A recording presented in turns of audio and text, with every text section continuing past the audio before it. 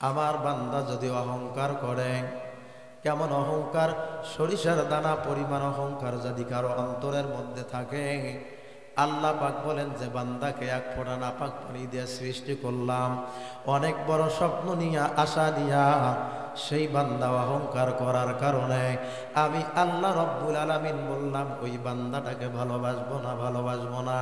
আর আমার আল্লাহ যেই বান্দাকে ভালোবাসবে না ওই ব্যক্তিটাকে জাহান্নামে নিক্ষেপ করবেন। যিনি বলুন না তিনি কে?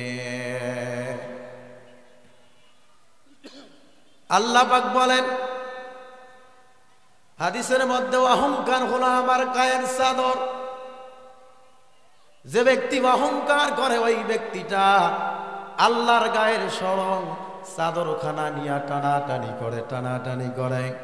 কোন ব্যক্তি যখন গায়ের মধ্যে চাদর পরে, সম্মানিত ব্যক্তি যদি হয়, ওই ব্যক্তিটার গায়ে চাদর লাগছে, ওই ব্যক্তিটার চাদর নিয়ে কোনো ব্যক্তি যখন টানাটানি করবে, যেমনি ভাবে লোকটা নিজেকে লজ্জিত মনে করবে, আল্লাহ বলেন আমি সৃষ্টিকর্তা, তোমাকে তো আমি বানাইছি, তোমাকে মাটি দিয়ে তৈরি করেছি বান্দা, তুমি অহংকার করো, অহংকার করার কারণে তুমি আমি আল্লাহর গায়ের চাদরখানা নিয়ে টানাটানি করলা। বলেন না নাউযুবিল্লাহ। অহংকার আমাদের সমাজে অনেক ধরনের থেকে থাকে। অনেক ব্যক্তির অর্থ সম্পদ থাকার কারণে নিজেকে অহংকারী মনে করেন। আমি কি হলাম, আমার টাকা পয়সার অভাব নাই, জায়গা জমির অভাব নাই, আমার সম্মানের অভাব নাই, আমি মেম্বার, এমপি, মন্ত্রী, চেয়ারম্যান, দেশের সরকার, আমি বড় নেতা। এইরকম অহংকারী যার অন্তরের মধ্যে থাকবে, আল্লাহ বলেন আমি তো তাকেই ভালোবাসবো না, তাকে জাহান্নামের মধ্যে নিক্ষেপ করব। এই জন্য আল্লাহ বলেন অহংকার হলো আমার গায়ের ইজার। যদি কোনো ব্যক্তি অহংকার করে, সে আমার গায়ের চাদরখানা নিয়ে টানাটানি করে। সরিষার দানা পরিমাণ অহংকার যার অন্তরের মধ্যে থাকবে, সে জান্নাতের মধ্যে যেতে পারবে না। কোনো ব্যক্তির অন্তরটা যদি সরিষার দানা মুক্ত, অহংকার মুক্ত জীবন হয়, ওই ব্যক্তিটা যদি পরহেজগার হয়, মুত্তাকি হয়, আল্লাহওয়ালা হয়, অন্তরে অহংকার থাকবে না। মানুষেরা তার হাতের মধ্যে মুসাফা করার পরে হাত যখন লাগাবে, হাতটা ধরার পরে অটোমেটিক ওই ব্যক্তিটার অন্তরের মধ্যে হেদায়াতের নূর চমকে উঠবে। আর মনে মনে ভাববে আমি আসলেই বুঝি একজন মুমিন মুসলমানের সঙ্গে মুসাফা করলাম। এই মুসাফাটা এমন হয়ে যাবে, এই মুসাফাটা একজন মুমিন অহংকার মুক্ত জীবন গড়ার কারণে একজন আনমুমিন, যে ব্যক্তি মুমিন নয়, অপকর্মের মধ্যে লিপ্ত থাকে, মুমিন আর একজন অমুমিন হাত মুসাফা করার সঙ্গে সঙ্গে আমার আল্লাহ এই মুসাফাটাও তার জন্য হেদায়েতের রাস্তা হিসাবে কবুল করে নেয়। সুবহানাল্লাহ। এই জন্য অহংকারকারীকে স্বয়ং ভালোবাসেন না যিনি, আওয়াজ দিয়ে বলুন না তিনি কে? জোরে কোন কে? আল্লাহ অহংকারকারীকে ভালোবাসেন না। কোন ব্যক্তি যদি অহংকার করে, যেমনি ভাবে অহংকার করেছিল নমরুদ, যেমনি ভাবে অহংকার করেছিল নমরুদ, বলছিল আমার ক্ষমতার অহংকার আছে, আমি আল্লাহকে মানি না, আমি এক রব্বুল আলামিনকে মানি না, আমি মূর্তি পূজা করি। অহংকার করে আগুনের কুণ্ডলী তৈরি করে নবী ইব্রাহিমকে আগুনের মধ্যে ফেলাইয়া দিয়েছিল। অহংকার করেছিল ফেরাউন, অহংকার করে মুসা নবীর উপরে জুলুম আর নির্যাতন আর অত্যাচারের স্টিমরোলার চালাইছিল, এত জুলুম নির্যাতন করেছিল। আল্লাহর হাবিব বলেন অহংকার হলো আমার ইজার। সরিষার দানা পরিমাণ অহংকার নিয়ে যদি কোনো ব্যক্তি কবরে যায়, ওই ব্যক্তিকে জাহান্নামের মধ্যে নিক্ষেপ করা হবে। তাহলে আমরা জানলাম অহংকার করে যদি কোনো ব্যক্তি, ওই ব্যক্তিটা কোটিপতি হোক, ইমাম হোক, মুফতি হোক, মুহাদ্দিস হোক, মাওলানা হোক, মেম্বার হোক, চেয়ারম্যান হোক, অহংকার করার কারণে ওই ব্যক্তিটাকে ঘৃণা করেন। যিনি বলুন তিনি কে? তাহলে এক নাম্বার বিষয় গেল। দুই নাম্বারে আল্লাহর হাবিব বলেন অহংকারকারী ব্যক্তি তারা নিজেকে সম্মানিত মনে করে, কিন্তু অহংকারকারী ব্যক্তিটা এমন একটি সময় এসে যায় ওই ব্যক্তিটা নিজে অপমানিত হয়ে যায়, নিজেই সিয়াদ দখল করে থাকে, নিজেকে প্রধানমন্ত্রী হিসাবে ঘোষণা দেয়, নিজেকে মসজিদের বড় ইমাম সাহেব হিসাবে ঘোষণা দেয়, নিজেকে বড় নেতা হিসাবে ঘোষণা দেয়। কিন্তু নেতারও নেতা আছে, নেতারও নেতাগিরি, ইমামেরও ইমামতি মুহূর্তের মধ্যে কেড়ে নিতে পারেন যিনি, বলুন না তিনি কে? অহংকারকারী ব্যক্তি সমাজের মধ্যে অপমানিত হবে। আল্লাহ পাক দুনিয়ায় তাদেরকে লাঞ্ছিত আর অপমানিত করাবেন। কারণটা হলো আল্লাহর হাবিব বলেন, কোন ব্যক্তি যদি অহংকার করার পরিকল্পনা নিয়ে কাউকে ছোট করার জন্য সমাজে চলে জীবনযাপন করে, ওই ব্যক্তিটা মানুষকে অপমান করতে চাইল, নিজেকে বড় হতে চাইল, ওই ব্যক্তি নিজে বড় বড় হতে চাওয়ার কারণে ওই ব্যক্তিটাকে তামাম দুনিয়ার মানুষের চোখে কুকুর আর শুকুরের চাইতেও নিকৃষ্ট বানায়া দিবেন যিনি, তিনি কে? আল্লাহর হাবিবকে অপমানিত করার কারণে, আল্লাহর হাবিবকে অসম্মান করার কারণে অনেক মানুষ জালেম সেজে জাহান্নামী হয়ে গেছে। হাদিস শরীফের মধ্যে আছে, আল্লাহর হাবিবের জামানায় পয়গম্বর রাহমাতুল লিল আলামিনকে কষ্ট দেওয়ার জন্য প্রত্যেকটা মুহূর্তে স্বপ্ন দেখত আবু জাহেল। প্রত্যেকটা দিন আবু জাহেল চিন্তা করত, নবী মুহাম্মদকে যদি আমি একটু কষ্ট দিতে না পারি, আমার শরীরের রক্ত ঠিক থাকে না, আমাকে ভালো লাগে না, রাতে ঘুমাতে পারি না। প্রত্যেকটা দিন নবীজিকে কষ্ট দেওয়াই ছিল আবু জাহেলের কাজ। আবু জাহেল প্রত্যেকটা দিন আল্লাহর হাবিবকে কষ্ট দিত নিয়মিত ভাবে। কিন্তু আবু জাহেল একদিন চিন্তা করল যে নবী মুহাম্মদুর রাসূলুল্লাহ সাল্লাল্লাহু আলাইহি ওয়াসাল্লামকে হাজার হাজার মানুষের সামনে দাঁড়া রেখে নবী মুহাম্মদকে অপমান করব, বলেন না নাউযুবিল্লাহ। ও মুসলমান, আমি বুঝাতে চাচ্ছি, অহংকারকারী ব্যক্তি দুনিয়ার মধ্যে যে লাঞ্ছিত হয়, অপমানিত হয়, এটার দলিল কোরআন দিয়েছে, হাদিস দিয়েছে। আল্লাহর হাবিবকে অপমান করার জন্যে আবু জাহেল আল্লাহর হাবিবের কাছে যে আল্লাহর হাবিবকে বলছে, নবী মুহাম্মদ, আমি তোমাকে আমার বাড়িতে মেহমান হিসেবে দাওয়াত দিতে চাই, তুমি কি আমার দাওয়াত গ্রহণ করবা? আল্লাহর হাবিব বললেন, আবু জাহেল, ঠিক আছে, তোমার দাওয়াতটা আমি অমুক দিন গ্রহণ করলাম। দিন নির্ধারণ করা হলো। এই সুযোগে আবু জাহেল বাড়িতে যে উতবা সাহেবা ওয়ালিদ বিন মুগিরা কাফেরদেরকে সঙ্গে নিয়ে তিনি বিরাট বড় একটা মঞ্চ তৈরি করলেন। আজকের মাহফিল যেমনি সিস্টেমে তৈরি করা হয়েছে, আল্লাহর হাবিবকে অপমান করার জন্য ঠিক একই স্টাইলে উতবা সাহেবা ওয়ালিদ বিন মুগিরাদেরকে নিয়ে আবু জাহেল বিরাট বড় একটা মঞ্চ তৈরি করেছে আল্লাহর হাবিবকে অপমান করবে।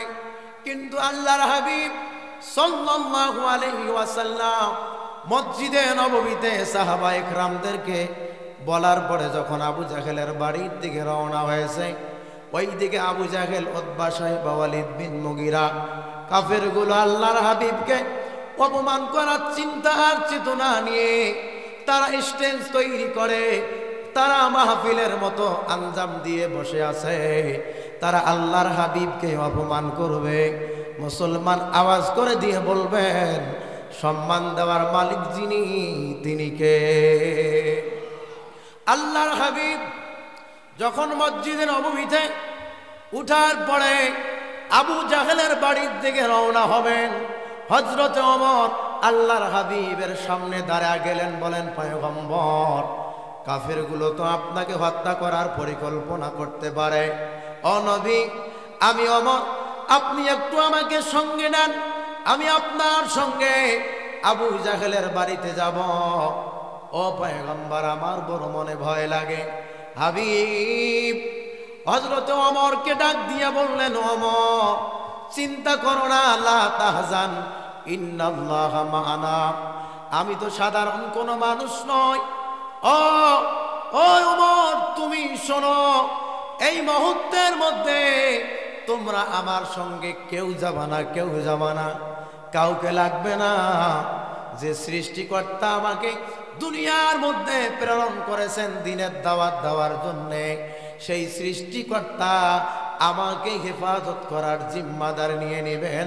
আওয়াজ করে বলুন না সুবহানাল্লাহ।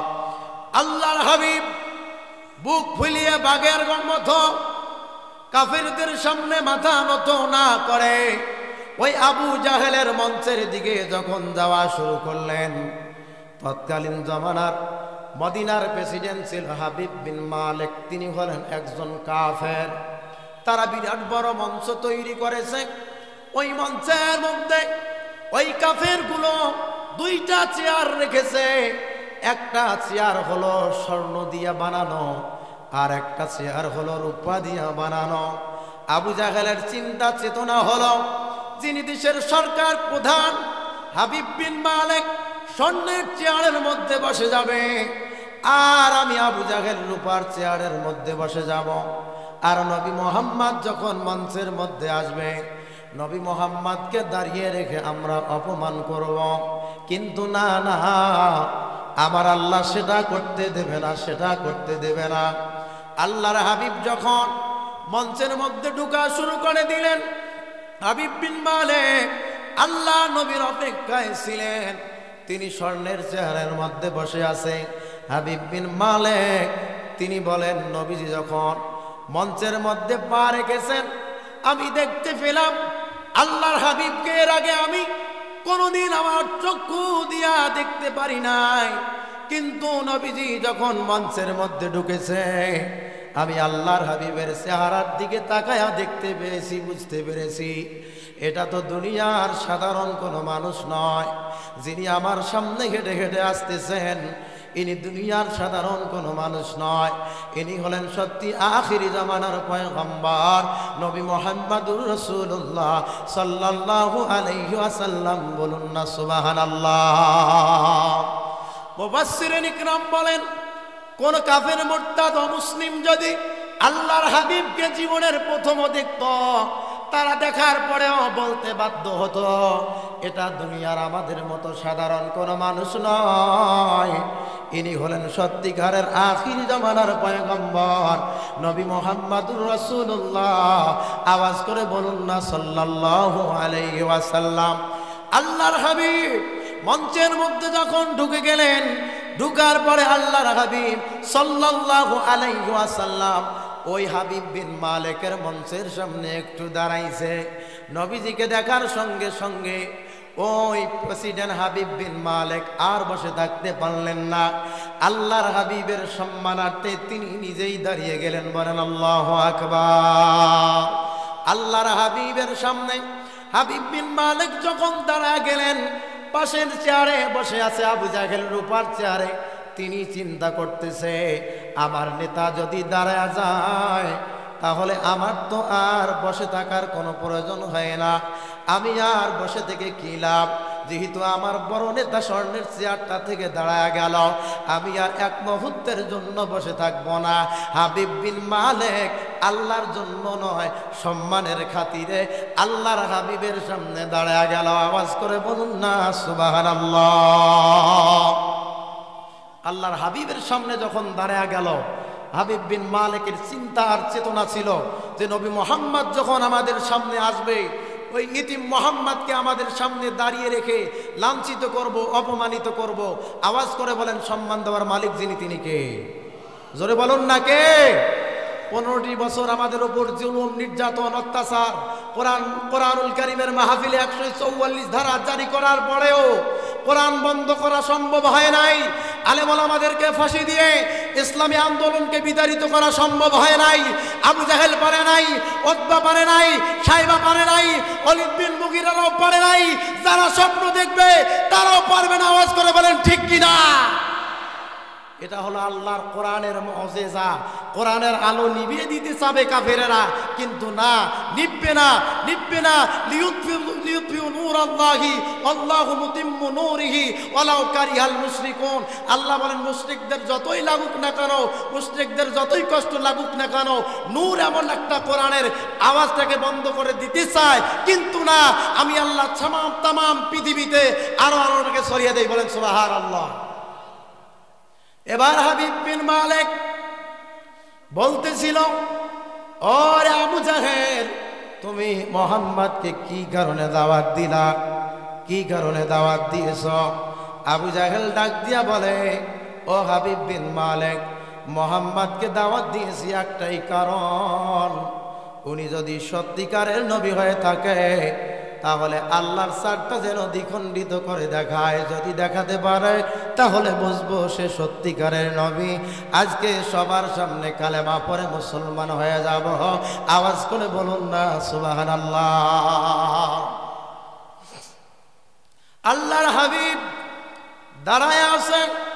হাবিব বিন মালিক নিজের স্বর্ণের চেয়ারখানা আল্লাহর নবীর জন্য ছেড়ে দিলেন, নবীজিকে বসালেন। বসার পরে এবার আবু জাহেল চিন্তা করতেছে, যেহেতু আমার বড় নেতা বড় চেয়ারটা পয়গম্বরের জন্য ছেড়ে দিল, আমি আর রূপার চেয়ারে তো বসে থাকতে পারি না। আমি উঠে গেলাম, আল্লাহর হাবিবের পাশে রূপার চেয়ারের মধ্যে বসে গেলেন হাবিব বিন মালিক। আবু জাহেল যে জায়গায় দাঁড়িয়ে থেকে আল্লাহর হাবিবকে অপমান করার স্বপ্ন দেখেছিল, ওই জায়গায় আবু জাহেলকে আমার আল্লাহ দাঁড়িয়ে রেখে অপমান করলেন। বলেন ঠিক কিনা? ও প্রাণের ভাইরা, প্রাণের বাবাজিরা, আপনার বাবা হোক, আপনার মা হোক, আপনার মাকে, আপনার বাবাকে আপনি কষ্ট দিবেন। আজকে আপনার যে জায়গায় থেকে আপনার মা বাবাকে কষ্ট দেন, সেই জনম দুঃখিনী মা আপনাকে দুঃখে দুঃখে কত কষ্ট করে আপনার মা বাবা মাথার ঘাম পায়ে ফেলে নিজে না খাইয়া লালন পালন করেছে। আজকে আপনি যে জায়গায় থেকে মা বাবার সঙ্গে খারাপ আচরণ করেন, মনে রাখবেন, মনে রাখবেন, একদিন ওই জায়গায় আপনাকে থেকে অপমানিত হওয়া লাগবে। বলেন ঠিক কিনা?